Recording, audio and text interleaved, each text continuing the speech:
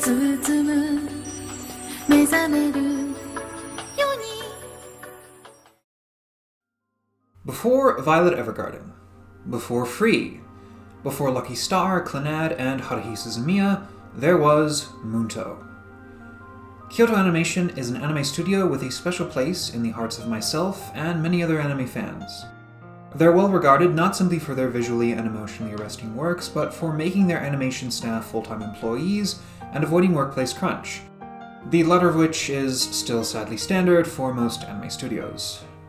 Essentially, Kyoto Animation is to TV what Studio Ghibli is to film, making stunning works of art with charming characters and heartfelt stories, and even after such tragedies as the 2019 arson attack, they remain committed to maintaining this production of classics. And all of this began with Munto, the very first original project of Kyoto Animation, and a story they would revisit again and again over the years, with both a sequel and a TV show remake. Just as Kyoto Animation holds a special place in many an anime fan's heart, so too does it seem that Munto holds a special place in KyoAni's heart. But is this place well-deserved? Well, first let's answer, what is Munto? Munto is a 2003 original video animation about a young girl named Yumemi. Yumemi has a special gift, the ability to see islands in the sky. She doesn't see it as much of a gift, though. Since no one else can see the islands, Yumemi spent her young childhood being made fun of and regarded as insane. And now she keeps her head down, with only her closest friends still believing she isn't crazy. Things take a turn, though, when an inhabitant of these islands, Lord Munto, lands on Earth and demands Yumemi aid him in his quest. See, the magic keeping those islands up in the sky is quickly running out, and if it disappears entirely, the islands will fall to Earth, causing untold death and destruction on both sides. But how in the world is Yumemi supposed to help with something like this? How does the world of Munto work? The world of Munto is easily its most compelling aspect. Kyoto Animation was still a long way away from making the visual feasts it would grow famous for in this OVA, but there are still moments in Munto where you can glimpse the future to come through its absolutely gorgeous rendition of the floating world of the heavens. In Yumemi's world, the floating islands of the heavens exist on a parallel plane of time and space. While she can see through the boundary that separates the two worlds, actually crossing it requires more power than either Yumemi or Munto possess on their own. Only something like a chunk of island falling to Earth is powerful enough to make ripples in Yumemi's world, but when it does, it generates disasters like earthquakes or tsunamis. The islands are kept aloft thanks to the power of Akuto, a mystic magic energy of undefined origin and composition. No one in the heavens is entirely sure of what Akuto is, but they do know that this energy is running out, and so the 7 continents of the heavens have decided to destroy the magical kingdom, which uses the most of the Akuto, so as to buy themselves enough time to analyze the energy and figure out how to make more. However, while Munto, the ruler of the magical kingdom, still hasn't figured out just what Akuto is, he has located a new source of it, Yumemi. So all he has to do is fall to Earth, find Yumemi, get her power, and the day will be saved. Simple, right? What does Munto have to say? Well, that's where things get a bit tricky, albeit also quite interesting. Now, the coming-of-age stories are pretty common across the world, and a lot of the time, they don't really say too much beyond the token, Train, say your prayers, eat your vitamins, be true to yourself, true to your country, be a real American. When fantasy gets involved, it's usually to provide a magical metaphor for whatever trial the teen protagonist is going through. Each progressing school year at Hogwarts reflects the increasing responsibilities and pressures of becoming an adult. Each monster of the week at Sunnydale High is a teen issue giving fangs, as it were, and each book in his Dark Materials illustrates our protagonist's growing disillusionment with adult authority. Munto, though, is different. See, while there is this big fantasy world and magical quest going on, a lot of Munto's runtime is spent in Yumemi's world, showcasing her daily life with friends, classmates, and family. Unlike most portal fantasies, Yumemi never actually steps through the portal to enter the fantasy world. Even if she can see the floating islands, her feet remain planted firmly on the ground for the whole story. And, perhaps most intriguing of all, it's actually her time in the real world that gives her the courage to face the fantasy world, instead of the other way around. See, while Munto is trying to break down the barrier to Yumemi's world, Yumemi is concerned with the upcoming nuptials of her friend Suzume. Now, for those of you who are going, nuptials? Yes, Yumemi and her friends are still in middle school and far too young to be legally wed. But Suzume is determined to marry her boyfriend Kazuya, come hell or high water. Now, for those of you who wonder if the FBI needs to be called in, don't worry. The marriage is not what you think or what anyone expects. But it does illustrate the unique way in which Munto paints its coming-of-age story. Yumemi is only 13 years old, just old enough to start comprehending the ideas of responsibility in adulthood, but still having only the vaguest of notions of what those entail. Because of her unique talent, she's spent most of her childhood bullied and mocked, and is now a very quiet, somber, unassuming person. She had to be. She had to become that person to stay safe. But now the idea of stepping out of her comfort zone or taking any risk in any way terrifies her.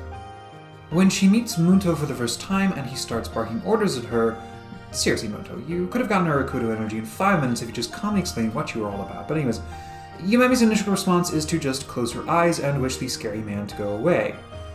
Every problem, every confrontation, Yumemi chooses to keep her head down and not make a fuss. But when she sees her friend Suzume willing and able to do something as crazy and chaotic as get married to the boy she loves, something in Yumemi starts to change. Keeping her head down has kept Yumemi safe, but it has also kept her from doing anything meaningful with her life. Maybe in risk there is danger, but there is also possibility. Chances she will never get if she remains in the bubble she has built around herself. It's absolutely terrifying, but if it's true that her ability to see the heavens is also the ability to save them, and her own world, then she shouldn't be afraid of it.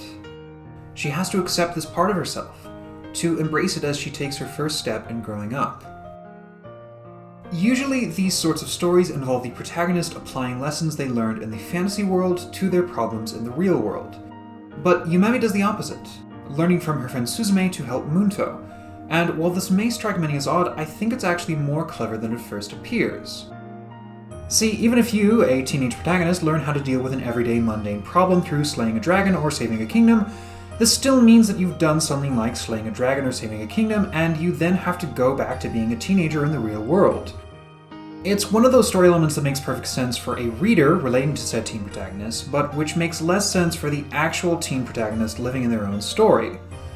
Sure, when I read of a character dealing with their fantastic problems, it gives me courage to face my own mundane problems, but if the hero then goes back to a mundane existence, how exactly do they apply the lessons they learned to their ordinary life? Yeah, maybe in Fantasyland you were some big important dragon slayer, but here you can't even vote, kid, much less get a job with your skill set. Even as a kid, this is why the ending of the Gregor the Overlander series smacked of facetiousness to me.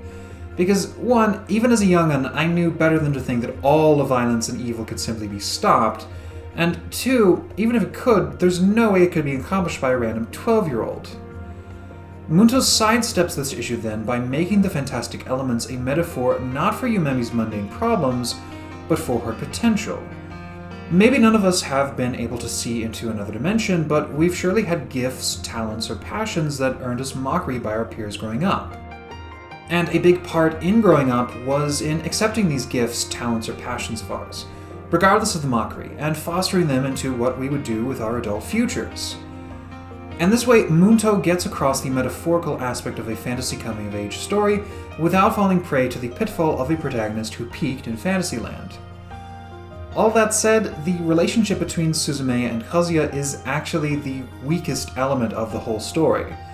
Well, the second weakest if you count the fact that all the heavenly characters talk in fluent expositionese. Is this the girl? Yes, Toche. She is the key to preserving the future of the heavenly lands. To avoid this possibility, the Allies have been planning to bring down the magical kingdom by use of force. Because when you give up, the image of the future becomes an unchangeable reality. In order to capture this fleeting hope, Munto left the kingdom. But I just can't see how this human girl could possibly be the key to opening the future of the heavens. What? I may have lost my sight, but the predictions stemming from Akuto are stronger than ever, even surpassing the gap of space and time between this girl and us.